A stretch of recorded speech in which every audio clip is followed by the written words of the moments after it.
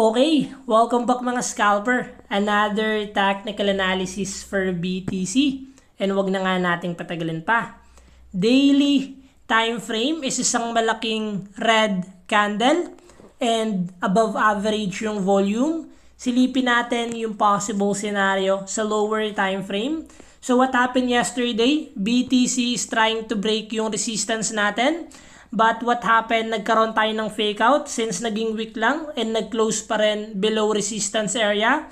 And what happened next? Dumiretso po ba? And nagbasag siya ng support area natin. Kung makikita natin sa big picture ng symmetrical triangle natin, this is still a pullback and uptrend momentum pa rin sa big picture. But masyadong naapektuhan yung mga altcoins and inanod sila. So currently, still nasa higher low pa rin to and pullback as a retracement sa big picture. So what we expect sa ganitong scenario, the moment na may sumalo above this trendline support is a good news for buyers na meron pa rin sumasalo. But the moment na basagin niya naman yung trendline support, possible magkaroon pa tayo ng malalim na downtrend dito kay BTC.